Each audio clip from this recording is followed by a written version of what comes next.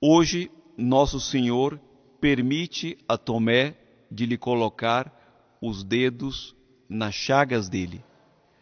Entretanto, o próprio Cristo também coloca o dedo na chaga de Tomé, no sentido que nós entendemos quando alguém coloca o dedo na chaga de um outro.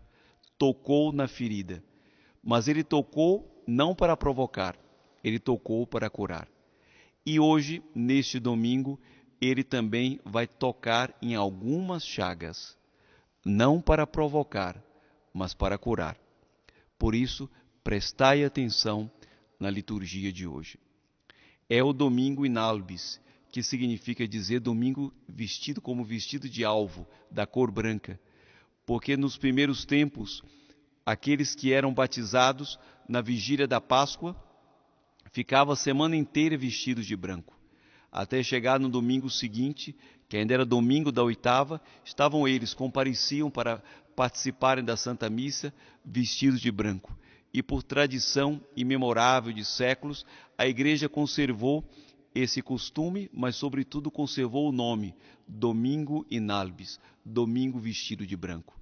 Como a indicar que naquele grande dia, o dia que tem a oitava, aqueles que eram batizados levavam a veste branca, símbolo da purificação de que haviam sido objeto com o santo batismo. Foram lavados no sangue do Cordeiro. Entretanto, traz para nós nos dias de hoje uma lição, porque eu não devo levar a veste branca do batismo apenas 8 dias, eu devo levar a veste do batismo branca a minha vida inteira. Mas, as misérias me levam quantas e quantas vezes a manchar esta túnica branca, manchá-la com os meus pecados, e ela deixa de ser branca, e quantas vezes não só manchar, ela fica rota, ela fica destroçada com os pecados que são cometidos. Como fazer para recuperar esta roupa? Como fazer para remendar esta roupa que eu destruí com os meus pecados? Diz o mesmo Evangelho que Jesus não coloca remendo novo em roupa velha. Isso ele não faz. Ele nos entrega uma túnica inteiramente restaurada, onde não se percebe nenhum remendo. Aí nós temos a segunda tábua da salvação, como dizia Tertuliano. A primeira tábua é o batismo, e a segunda tábua de salvação, a confissão, o sacramento da misericórdia. No sacramento da misericórdia, e aí já vem o segundo nome deste domingo, o domingo da misericórdia, que foi instituído por São João Paulo II por ocasião da canonização de uma santa polonesa chamada Irmã Faustina Kowalska, uma humilde santa polonesa nascida em 1905, no início do século XX, e falecida na década de 30, pouco tempo depois. Esta santa teve revelações privadas de Nosso Senhor Jesus Cristo, em que ele lhe apareceu como sendo o Senhor das misericórdias, aquele cujo coração sagrado emanava a luz da sua misericórdia. Lhe pediu que fosse pintada a imagem tal qual ela via. Ela mandou pintar, e apesar de não ter ficado como de fato ela viu, como ela mesma relata, foi suficiente como estava, apesar dos erros e da imprecisão, para que fosse difundida essa festa, essa devoção para o mundo inteiro. E João Paulo II cumulou o domingo da misericórdia in albis, como também domingo da misericórdia, como hoje é celebrado. E aí já vem mais um sinal de que ele, Deus, se comunicou aos homens primeiro, como diz o primeiro capítulo da carta aos Hebreus, outrora aos nossos pais por meio dos profetas, e nos tempos presentes, que era a plenitude dos tempos, por meio de seu Filho. Aí nós temos a revelação pública da Igreja, consignada nas Sagradas Escrituras. Mas Deus não deixou de falar com seus filhos. Aí nós temos as revelações privadas, inclusive, e dentro dessa comunicação de Deus com os homens, a Igreja, muito cuidadosa, retira uma e outra comunicação do sobrenatural com nós aqui na Terra, para colocar como exemplo de que Deus ainda continua a falar com os homens. Meus queridos irmãos e irmãs, nesta revelação sobre a misericórdia, o que devemos reter?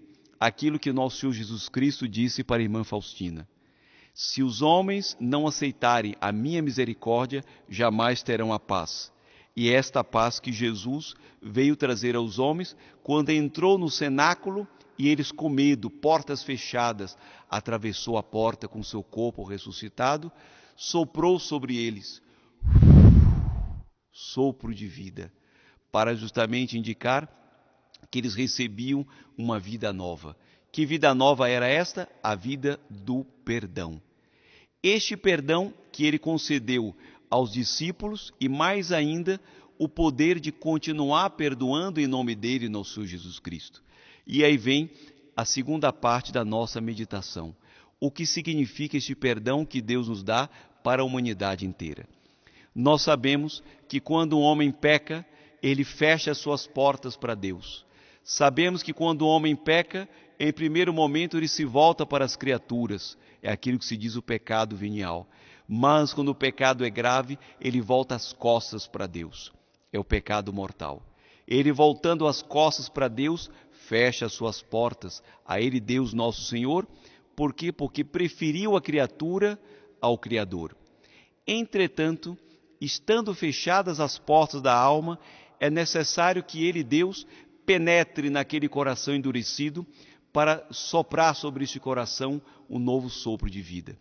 Nós temos no Gênesis a descrição da criação dos homens no capítulo 2, quando ele, Deus, tomando do barro da terra, sopra sobre aquele boneco feito por mãos de artista, e que artista, as mãos do próprio Deus, ele sopra sobre aquela criatura dele sem vida, ele dá um sopro de vida e o homem se torna um ser vivente.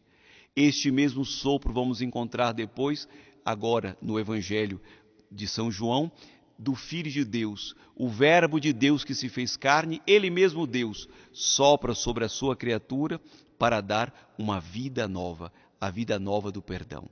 Assim, meus queridos irmãos e irmãs, nosso Senhor nos indica o que significa o perdão. O perdão significa uma vida nova. Mas há algo curioso no Evangelho de hoje, é que Jesus entra com portas fechadas. Será que Jesus está indicando aqui um gesto de pouca educação? Seria blasfemo pensar, porque quando se entra numa casa, se bate na porta. Não se invade a casa do outro sem que o outro lhe abra a porta. O próprio São João, que é autor do livro do Apocalipse, no seu capítulo 3, vai nos dizer: Jesus, eis que estou à porta e bato. É Jesus. Se alguém dentro da casa ouve a minha voz e abre a porta, aí sim eu entrarei. E cearemos juntos, eu com ele e ele comigo. E aqui no Evangelho aparece essa contradição. No Apocalipse ele bate, no Evangelho ele entra sem bater. O que significa isso? São dois textos que se completam. No primeiro, é necessário que ele invada esta casa fechada para soprar no coração do pecador o arrependimento. A igreja não perdoa pecadores. Sim, a igreja perdoa penitentes. A penitência nasce no coração daquele homem que foi visitado pelo Espírito Santo com o desejo do perdão. Por isso é que existe o ato de contrição perfeito, porque antes de o penitente se dirigir ao confessionário, ele já se arrependeu no seu coração. Esta é a confissão perfeita. Ele se arrepende, chega no confessionário, porque Deus já o visitou. Visitou quando as portas estavam fechadas. Em seguida, que temos nós? Aí sim, Jesus bate a porta para convidar o penitente perdoado para uma refeição, a Eucaristia. E os dois textos se completam. O perdão e o selo do perdão magnífico, que é poder comungar à mesma mesa com o Nosso Senhor, mais do que isso, receber o seu corpo, sangue, alma e divindade. Que maravilha! Tudo isso o selo da misericórdia. E ainda, pensando em misericórdia, chama atenção no texto sagrado o fato de Nosso Senhor ter mostrado as mãos marcadas com os cravos, ter mostrado os pés também marcados com os cravos, ter mostrado o lado marcado com a chaga daquela lança que Longinos lhe fez atravessar no coração para comprovar que ele estava morto quando se encontrava no alto da cruz. Que significa isso? Quanta coisa maravilhosa! Pensando neste texto sagrado, antes da Santa Missa, veio-me à imaginação o seguinte: nós sabemos que quando um homem é perdoado dos seus pecados, ele é modificado, ele modifica o seu caminho, modifica o seu rumo, ele modifica a sua vida, ele recebe uma vida nova, como nos diz aqui o próprio texto sagrado. Entretanto, quando o homem se arrepende e pede a Deus perdão, não se assustem, ele modifica algo em Deus. Algo em Deus é modificado. Deus, o imutável, Deus, o eterno, é modificado no momento em que o homem lhe pede perdão e ele lhe concede a misericórdia. O que em Deus é modificado? Que história é esta? Ele, quando o homem peca, ele merece, segundo a justiça, o castigo. E conforme o caso, o castigo é eterno. Mas quando o homem perde perdão, Deus modifica. Modifica em si algo e lhe muda o destino, porque a misericórdia dele tem a última palavra. E ele, perdoando, modifica em si a sua decisão primeira, modifica no pecador arrependido o destino de sua existência. Que coisa maravilhosa! E o símbolo de que algo em Deus foi modificado são as chagas que ele deixou marcadas em suas mãos, nos seus pés e no seu coração. Ele, ressuscitado, estava inteiramente restituída a sua integridade, com mais luz ainda, depois da sua crucifixão. Mas ele quis deixar essas marcas, marcas de dor, mas marcas da misericórdia, para mostrar que para sempre, para todo sempre, as marcas dele no seu corpo significava algo em Deus foi modificado. A misericórdia passou a habitar neste mundo pecador, para recordar de que esse Deus, que no Antigo Testamento se revelou como um Deus de misericórdia, agora ele, no seu Filho, na humanidade de seu Filho, o Verbo de Deus encarnado, ele era a misericórdia visível a todos os homens. Meus queridos amigos, não é possível que ele, Deus, tendo feito tanto pelos homens, encerrasse a sua carreira por aqui. Não. A misericórdia dele não tem limites. E ele, depois que sopra sobre os discípulos, ele diz: a paz esteja convosco. Como o Pai me enviou, antes de soprar, ele diz: como o Pai me enviou, também eu vos envio. E depois disso soprou sobre os discípulos, dizendo que eles recebessem o Espírito, que eles recebiam o Espírito Santo. Neste momento, ao enviar os apóstolos, ele está indicando que a obra dele não se encerra com a encarnação. A obra dele não se encerra com a redenção, nem com a sua gloriosa ressurreição e ascensão aos céus. A obra dele continua com a sua igreja. E não pode ser que esta obra continue com as igrejas fechadas. E aí eu começo a colocar o dedo na chaga. As igrejas precisam voltar a ser abertas em algum momento, porque os fiéis não podem viver o tempo inteiro desta comunhão, vamos dizer assim, virtual. Porque viver é estar juntos, olhar-se e querer-se bem. É necessária essa presença.